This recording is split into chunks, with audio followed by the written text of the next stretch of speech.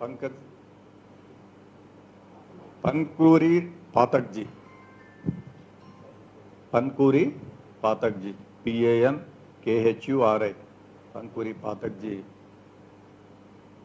All India Congress committee అధ్యక్షులు శ్రీ మల్లికార్జున ఖార్గే గారి యొక్క ఆదేశాల మేరకు general secretary incharge KC Venugopal గారు, అదేవిధంగా మీడియా డిపార్ట్మెంట్ ఇన్ఛార్జ్గా ఉన్నటువంటి జయరాం రమేష్ గారి యొక్క డైరెక్షన్స్ మేరకు ఒక స్పెషల్ బ్రీఫింగ్ ఇవ్వడం కోసం ఢిల్లీ నుంచి వారు వచ్చారు.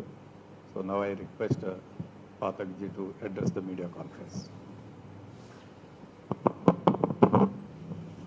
Thank you. Good morning and thank you all for being here today. This is a special press conference on the issue of the Women Reservation Bill, and we are having such press conferences across India. As you know, the Congress Party has supported the Women's Reservation Bill with all its strength in the Parliament. However, there are some issues that need to be addressed and discussed, and some facts that need to be told to the common man and women of this country. So I would like to briefly talk about the journey of the Women's Reservation Bill. In 1989, the then Prime Minister, Sri Rajiv Gandhi ji, introduced a law reserving 33% of seats in the local bodies for women. When the bill was introduced, the stalwarts of the BJP like L.K. Advani ji, Atal Bihari Vajpayee ji, Ram Jethmalani ji, Yashwant Singh ji opposed and voted against the bill. The bill was passed in the Lok Sabha but failed in the Rajya Sabha by only 7 votes. In 1992, during the government of Prime Minister P.V. Narasimha Rao, the 73rd and the 74th Amendment to the Constitution were passed, which reserved 1/3 of the seats for women in Panchayati Raj institutions and in the urban local bodies. The seats were also reserved for women within the quotas for scheduled castes, scheduled tribes and OBCs in several states. Today, the vision of Sri Rajiv Gandhi ji has led to the empowerment of around 15 lakh women across India, which is 40% of the elected representation in India in the local urban bodies and local bodies. In 2010, during the UPA government, Prime Minister Manmohan Singh introduced the Women's Reservation Bill. It was passed in the Rajya Sabha on March 9th, 2010. However, because of lack of consensus, it could not be passed in the Lok Sabha. The bills introduced in the Rajya Sabha do not lapse. Hence, the Women's Reservation Bill remains very much active. In 2016, Congress President Srimati Sonia Gandhi ji demanded that Modi ji passes the Women's Reservation Bill in the Lok Sabha. On the occasion of Women's Day in the year 2016, she wrote a letter to the Prime Minister and asked him to pass the Women's Reservation Bill, ensuring that women get their due and their representation. She again wrote to the PM in 2017 and she said, "I am writing to request you to take advantage of your majority in the Lok Sabha to get the Women's Reservation Bill passed in the lower house as well. The Congress has always and will continue to support this legislation, which will be a significant step forward towards the empowerment of women." So as you know, the government has a majority. So since the very beginning, we have been pitching for the passage of this bill, which we could not pass due to a lack of majority in the House during the UPA government. In 2018, Congress President Rahul Gandhi ji also wrote to PM Modi.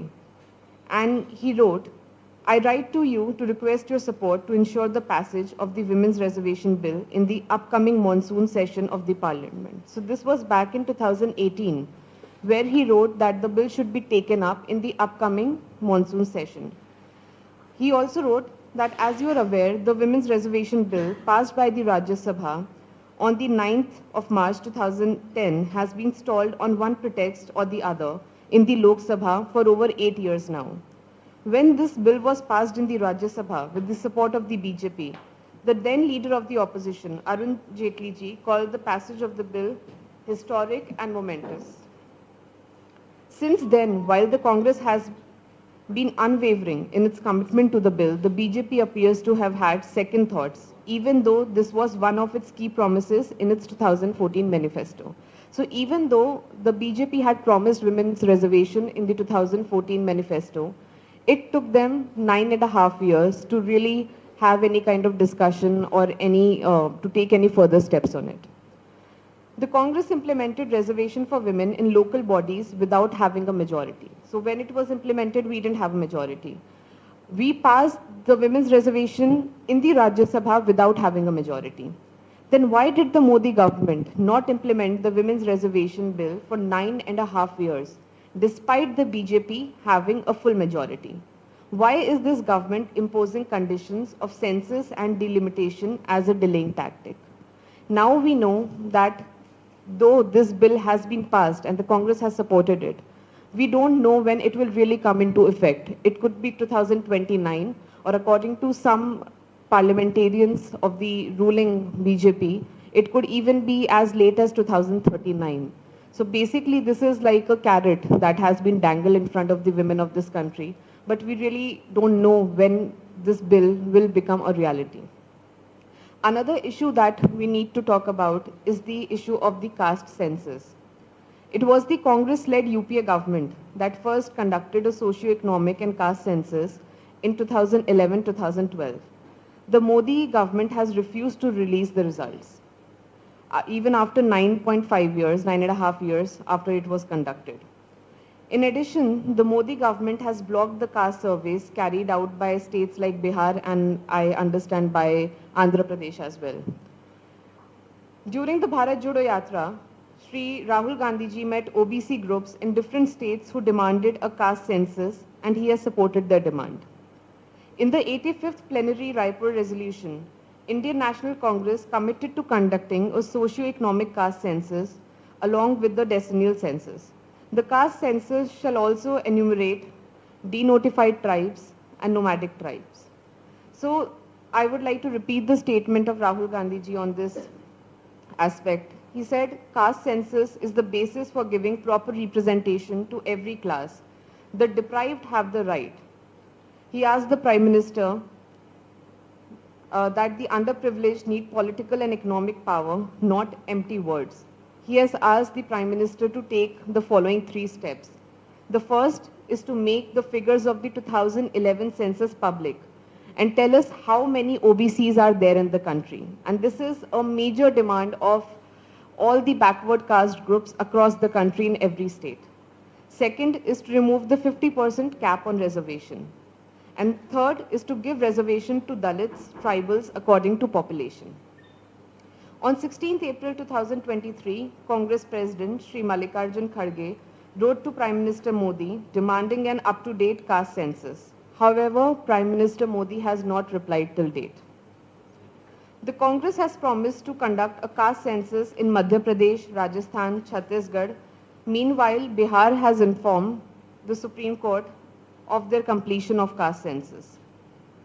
The Samuhik Sankalp of 26 Party of the India Alliance demanded a fair hearing for all socially, educationally and economically backward communities by implementing caste-based census as a first step. We also want to discuss the issue of women atrocities because there's a debate going on women representation and women's reservation. So there's another important issue which is about the women atrocities where we have seen the BJP MPs, the parliamentarians from the BJP, the very empowered women MPs of the BJP, they have either been quiet, they have not spoken a word, or they have given their silent support to the perpetrators of these heinous crimes. BJP leaders, especially the women MPs, have been silent on many gruesome crimes against women. Often, BJP has actually given political support to these criminals who are accused of crimes against women. Not even one woman MP from the ruling party has uttered a word on the atrocities faced by women in Hathras Kathua, Uttarakhand or Manipur.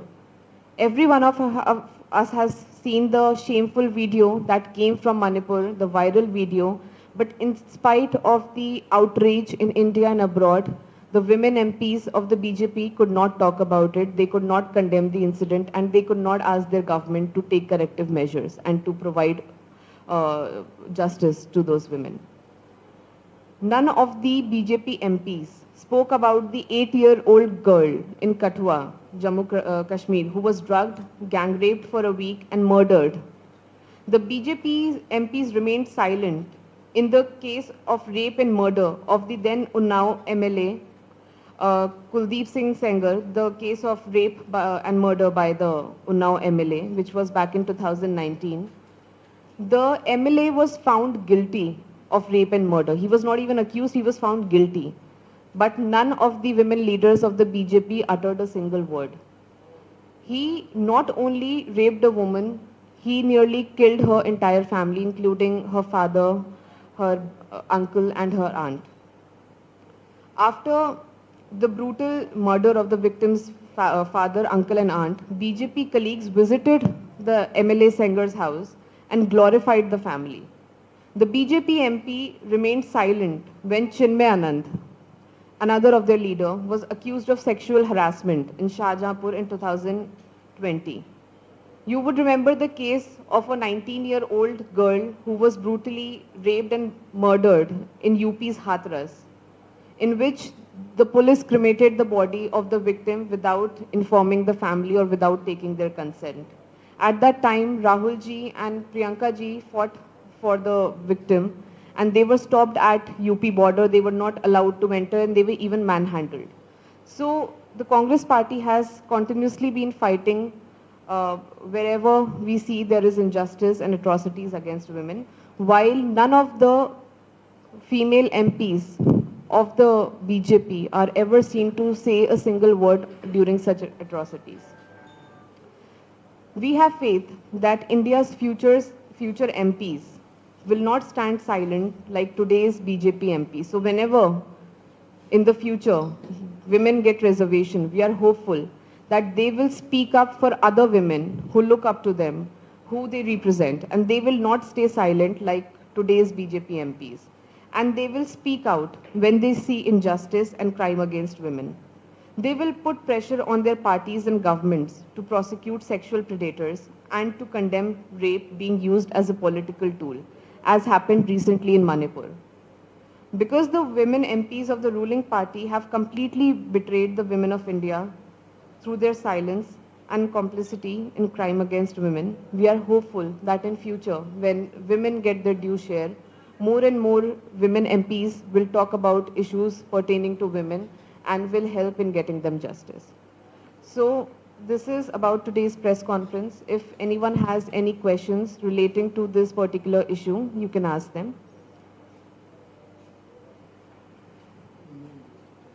So I see no questions. Everyone is satisfied and in support of the Women's Reservation Bill. Thank you.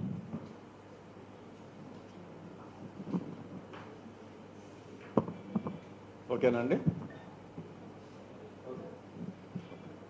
Thank you very much.